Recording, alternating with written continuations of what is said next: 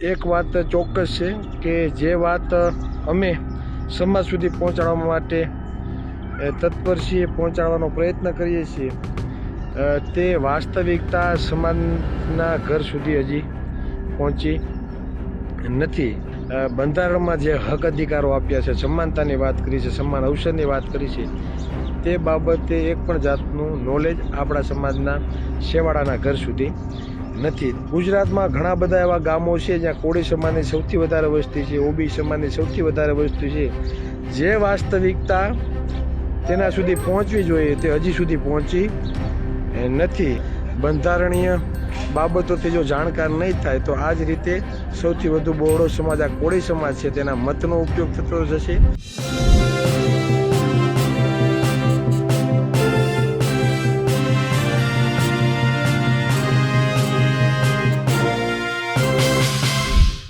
ગુજરાતના કેટલાય ગામડાઓમાં કોળી સમાજની વસ્તી સૌથી વધુ છે, છતાં તેમને તેમના બંધારણીય અધિકારોનો ખ્યાલ નથી.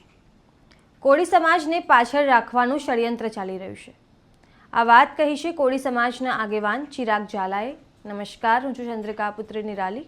આવો સાંભળીએ ચિરાગ ઝાલાએ શું કહ્યું. સવારના સમયે થોડીક કાલ બાબતે ચર્ચા અમે તમારી સમક્ષ થોડીક કરી લઈએ, જે ખરેખર જાણવા જોગ બાબતો છે. કાલે જે દીકરી ધરતીબેનનું સુસાઇડ છે કે મર્ડર, બરાબર, તે બાબતે પણ આપણે પોલીસ પ્રશાસનને અને આ રાજ્યની સરકારને આપણે જે કહેવાનું હતું તે કહ્યું. ત્યારબાદ દીકરી જે સમાજની છે તેમના જે બેસણું હતું ત્યાં અમે શ્રદ્ધાંજલિ પણ આપવા ગયા. ત્યારબાદ લીંબડી તાલુકાનું દેવપરા ગામમાં અમે ગયા, જે 6000ની વસ્તી કોળી સમાજની, અને ત્યાં ખાલી માત્ર અમે શુભેચ્છા મુલાકાતે ગયા. અને આ શુભેચ્છા મુલાકાતમાં 150 થી 200 જણા અંદાજે એકઠા થયા હતા. અમે રોકાણા માત્ર 20-25 મિનિટ, પણ અમે જે લોકોની ભાવના જોઈ અને તે લોકોનો પહેરવેશ,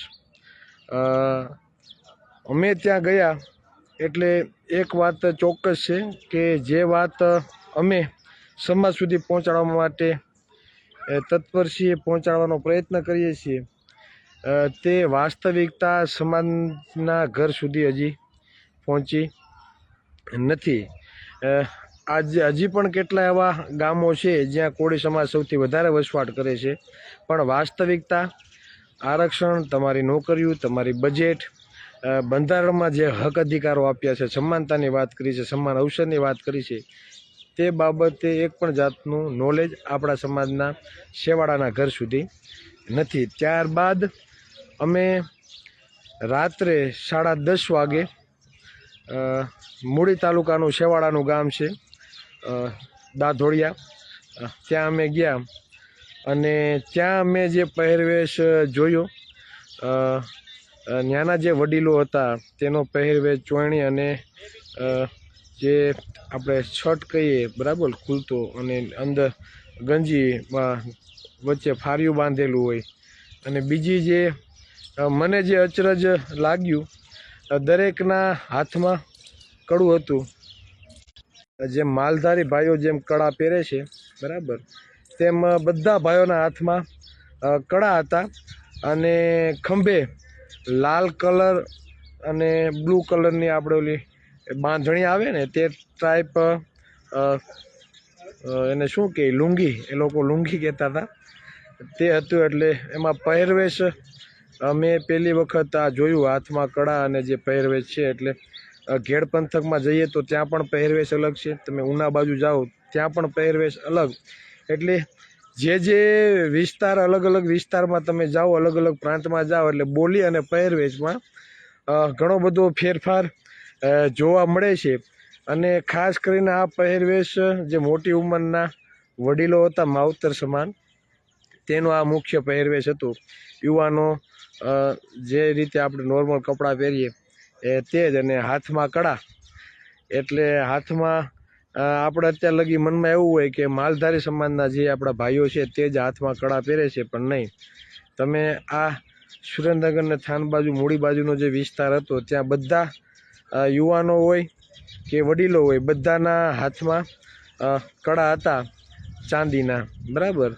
એટલે આ એક મને અચરજ લાગ્યું અને એવું માલુમ થયું કે અહીંયા પણ પહેરવેશ અને કડા પહેરે એ પણ આપણા ભાઈઓ છે. લુંગી બાબતે મેં એને ઘણી બધી ચર્ચા કરી કે આ લુંગી તો કે બધું ચાલે પણ આ લુંગી વગર ચાલે નહીં. એટલે આ એક આપણી એ ઓળખાણ તમે જો બરાબર ત્યાંના ભાઈઓને, તો આપણે એના પહેરવેશ ઉપરથી પણ આપણે જાણી શકીએ કે કોળી સમાજના ભાઈઓ છે. અને બીજું એ કે આજુબાજુના 15 ગામમાંથી 2-2, 5-5, 10-10 યુવાનો આવ્યા હતા અને 12:30 વાગ્યા